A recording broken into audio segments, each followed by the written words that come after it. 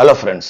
சரியா டிசம்பர் 6ஆம் தேதி காலையில திருப்பூர் மாவட்டம் வெள்ளக்கோவில் பக்கத்துல இருக்கிற உத்தமபாளையம் வட்டமலை அணையோட வனப்பகுதி. ரொம்ப இயற்கை எழில் கொஞ்சம் கூடிய ஒரு பகுதி. அந்த கிராமத்து மக்கள் வழக்கம் போல விவசாய வேலைக்கு போறவங்க விவசாய வேலைக்கு போயிட்டு இருக்காங்க, மீன் பிடிக்க போயிட்டு இருக்காங்க, கால்நடை மேய்க்கிறதுக்காக போறவங்க போயிட்டு இருக்காங்க. அந்த நேரத்துல இந்த வட்டமலை அணை வனப்பகுதிகளுக்குள்ள மாடு மேய்க்க போனவர்களுக்கு ஒரு பெரிய அதிர்ச்சி அப்படிங்கிறது காத்துக்கிட்டு இருந்திருக்கு. எப்பவுமே எந்த பிரச்சனைக்குமே போகாத அந்த அமைதியான கிராமத்துல போலீசார் நுழையிறதே ரொம்ப அபூர்வம். ஏன்னா எந்த பிரச்சனையுமே நடக்காத ஒரு கிராமம், மக்கள் ஒத்துமையா வாழக்கூடிய ஒரு கிராமம். இப்படி இருக்கிற நம்ம ஊர்ல எப்படிடா இப்படி ஒரு காரியம் நடந்துச்சுன்னு எல்லாரும் அதிர்ச்சிக்கு உள்ளாயிருக்காங்க. என்னன்னா அந்த வனப்பகுதியில ஒரு 40 வயது மதிக்கத்தக்க பெண்ணோட முகம் கல்ல தூக்கி போட்டு சிதைக்கப்பட்டு உடல் பாதி எரிந்தும் எரியாத நிலையில அந்த வனப்பகுதியில கிடந்திருக்கு. இத பார்த்து அந்த கிராம மக்கள் எல்லாமே அதிர்ச்சியாகி உடனே காவல்துறைக்கு தகவல் கொடுத்திருக்காங்க. காவல்துறையினர் விரைஞ்சு வந்து பாடியை கைப்பற்றியிருக்காங்க. ஆனா அடையாளம் காண முடியாத அளவுக்கு முகம் கருங்கல்லால சிதைக்கப்பட்டிருந்தது. அடையாளமே கண்டுபிடிக்க கூடாது அப்படிங்கிறதுக்காகவே திட்டமிட்டு கொலை செய்த மாதிரி இருந்தது. அதே மாதிரி முகமும் எரிக்கப்பட்டு இருந்தது அப்படிங்கிறதால அடையாளம் காண முடியல. ஆனா அந்த பெண்மணி அணிஞ்சிருந்த புடவையில மீதி கொஞ்சம் எரியாம இருந்திருக்கு. இது மட்டும்தான் காவல்துறையினருக்கு கிடைச்ச ஒரே துப்பு. இந்த பாதி புடவைய அடையாளமா எடுத்துக்கிட்டு அந்த பகுதியை சுத்தி கிட்டத்தட்ட 6 கிலோமீட்டர்களுக்கு சிசிடிவி ரெக்கார்டு எல்லாத்தையுமே போலீசார் ஆராய்ச்சி செஞ்சிருக்காங்க. அந்த நேரத்துலதான் ஸ்கூட்டில இதே கலர் புடவை கட்டின ஒரு பெண்ணோட ஒரு நபர் பயணிக்கிறது சிசிடிவில தெரிய வந்திருக்கு. அந்த நபர் யாரு அப்படின்னு தீவிர விசாரணையில காவல்துறையினர் இறங்குறாங்க. இறந்த பெண்மணி யாரு அப்படிங்கிறதையும் காவல்துறையினர் இறங்குனாங்க. அப்பதான் இந்த பெண் திண்டுக்கல் மாவட்டம் பழனி பக்கத்துல இருக்கிற நெய்க்காரம்பட்டி ஏகலனையாம்பாளையம் கிராமத்தை சேர்ந்த செல்லதுரை அப்படிங்கிறவரோட மனைவி வடிவுக்கரசி 45 வயது அப்படிங்கிறது தெரிய வந்திருக்கு. அவர் அழைச்சிக்கிட்டு போனவர் அதே பகுதியை சேர்ந்த முன்னாள் காவலர், அதாவது 1998 வருடத்திலேயே காவல்துறையிலிருந்து ஓய்வு பெற்ற ஒரு நபர் அப்படிங்கிறதும் போலீஸ் விசாரணையில தெரிய வருது. அந்த நபரை போலீசார் தேடி பிடிச்சு கைதும் செய்யறாங்க. கைது செஞ்ச பிறகு அவர் சொன்ன வாக்குமூலங்கள் எல்லாமே உண்மையிலேயே அதிர்ச்சிக்குள்ளாக்குறதா இருந்தது. என்ன நடந்துச்சு, எதுக்காக இந்த பெண்மணி எரித்து கொல்லப்பட்டார், ஒரு காவல்துறையை சேர்ந்தவர் விஆர்எஸ் வாங்கிட்டு கொலகாரனா மாறினது ஏன், போலீசார் துப்பு துலக்கியது எப்படி அப்படிங்கறதான் பார்க்க போறோம். Welcome to Vengirathnam crime story. Dindigul மாவட்டம் பழனி பக்கத்துல இருக்கிற நெய்க்காரம்பட்டி ஏகனலயாம்பாளையம் கிராமத்தை சேர்ந்தவர் தான் சங்கர். இவரு காவல்துறையில காவலரா வேலை பார்த்துக்கிட்டு இருந்திருக்காரு. 1998 வருடமே காவல்துறையிலிருந்து விஆர்எஸ் வாங்கிட்டு ஏலக்காய் வியாபாரம் அப்படிங்கிறத செஞ்சுக்கிட்டு இருந்திருக்காரு. கிட்டத்தட்ட ஒரு ஏலக்காய் ஏஜென்ட் மாதிரி வாங்கி விற்பனை செய்யக்கூடிய தொழில் அப்படிங்கிறத செஞ்சுக்கிட்டு இருந்திருக்காரு. ஆனா இவர் ஒரு பொம்பளை சோக்கு உள்ளவர் அப்படிங்கறதால இவருக்கு முறப்படி தாலி கட்டின மனைவிகளே 4 பேர் இருந்திருக்காங்க. ஒருத்தருக்கு தெரியாம இன்னொருத்தர், இன்னொருத்தருக்கு தெரியாம இன்னொருத்தர் அப்படின்னு 4 மனைவிகள் இவருக்கு இருந்திருக்காங்க. கால ஓட்டத்துல ஒவ்வொருத்தருக்கும் இன்னொரு மனைவி இருக்கிறது, இன்னொரு மனைவி இருக்கிறது, இன்னொரு மனைவி இருக்கிறது அப்படின்னு அடுத்தடுத்து தெரிய வந்துச்சு. அடிக்கடி பிரச்சனைகள் வரும். ஆனா எல்லாத்தையும் சமாதானப்படுத்தி இருக்காரு. 4 மனைவிகள் மூலமா இவருக்கு 3 மகன்கள், 3 மகள்கள், மொத்தம் 6 பிள்ளைகள் பிறந்திருக்காங்க. 4 குடும்பத்தையும் காப்பாற்றணும், 6 பிள்ளைகளையும் படிக்க வைக்கணும், வளர்க்கணும். இதுக்காக பணம் அப்படிங்கிறதும் அதிகமா செலவாகும். ஆனா இவரால அந்த அளவுக்கு சம்பாதிக்கவும் முடியல. அதே நேரத்துல 4 மனைவிகளையும் வச்சு கஷ்டப்பட்டு வாழ்க்கை அப்படிங்கிறத நடத்திக்கிட்டு சில சின்ன சின்ன ஏமாற்று வேலைகள் செஞ்சு பிழைப்பு அப்படிங்கிறதையும் நடத்திக்கிட்டு இருந்திருக்காரு. இந்த சூழல்ல இதே பகுதியை சேர்ந்த ஒரு கூலி தொழிலாளியான செல்லத்துறை அப்படிங்கிறவரோட மனைவி வடிவுக்கரசிக்கும் இவருக்கும் ஒரு தொடர்பு அப்படிங்கிறது ஏற்படுது.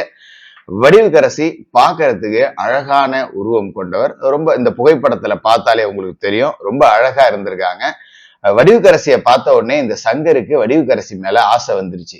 ஏற்கனவே 4 மனைவிகள் இருந்தும் 5ஆவதா ஒரு கள்ள காதலி அப்படிங்கிறது இவருக்கு தேவைப்பட்டிருக்கு. இதே நேரத்துல வடிவுக்கரசி தன்னோட கணவர் செல்லத்துறையோட நடவடிக்கைகள் பிடிக்கல, அவர் முழு நேர குடிகாரரா இருக்காரு அப்படின்னு சொல்லிட்டு சங்கர் கூட நெருங்கி பழக ஆரம்பிச்சிருக்காங்க. இந்த நெருங்கிய பழக்கம் அப்படிங்கிறது கள்ளக்காதலா மாறி இருக்கு. 2 பேரும் அடிக்கடி தனிமையில சந்திக்கிறது, வீட்டுக்கே போறது ஒரு கட்டத்திற்கு மேலன்னு கொஞ்சம் அதிகமாவே இருந்திருக்காங்க.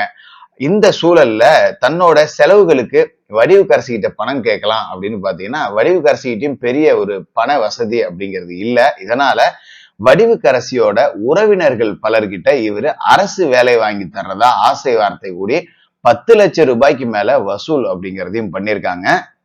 இந்த 10 லட்சம் ரூபாய் பணம் வாங்கும் போது 2 லட்சம் 3 லட்சம் 4 லட்சம்னு வாங்கும் போதெல்லாம் வடிவுக்கரசிய நகரங்களுக்கு அழைச்சிட்டு போய் சினிமா பாக்குறது, தனிமையில இருக்கிறது, லாட்ஜ்ல ரூம் போடுறது, இப்படி ஒரு பகுதியை செலவு பண்ணிட்டு மீதி பணத்தை தன்னோட 4 மனைவிகளோட குடும்பத்துக்கும் செலவு பண்ணி சிறுக சிறுக 10 லட்சத்தையும் காலி பண்ணிட்டார்.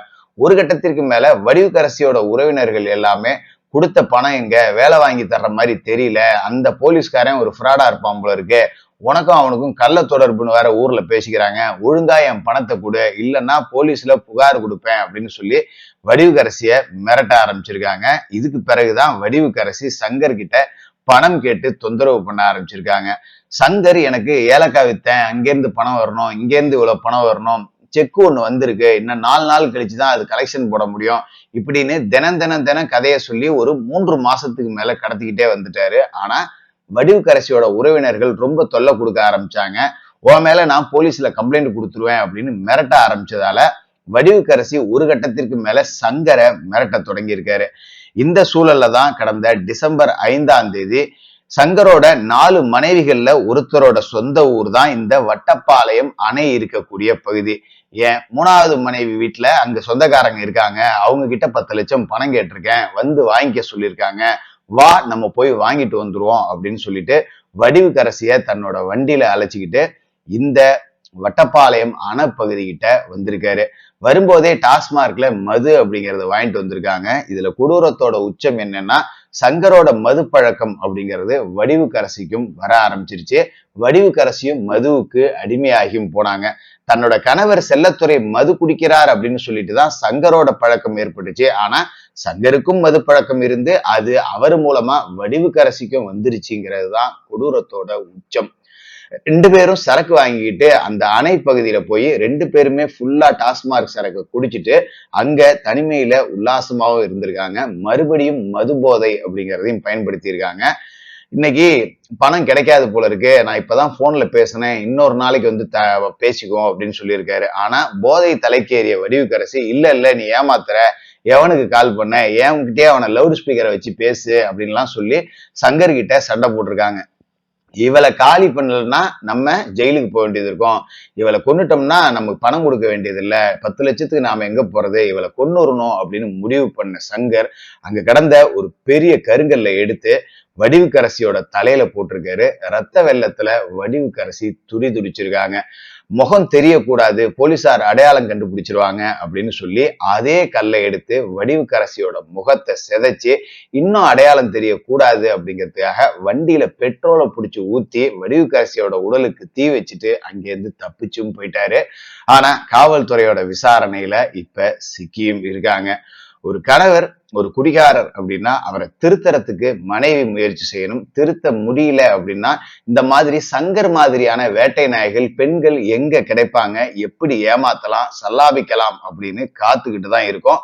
அவர்களோட வலையில வீழ்ந்தா வடிவுக்கரசிக்கு நடந்த கொடூரம் தான் எல்லாருக்கும் நடக்கும். அதனால பெண்கள் இந்த விஷயத்துல உஷாரா இருக்கணும் அப்படிங்கிறத விட ஆண்கள் தங்க குடும்பத்தை பத்திரமா பார்த்துக்கணும். உத்தியோகம் தான் புருஷ லட்சணம் அப்படிங்கிறதையும் இந்த வடிவுக்கரசியோட கொலை வழக்கிலிருந்து தெரிஞ்சுக்கலாம்.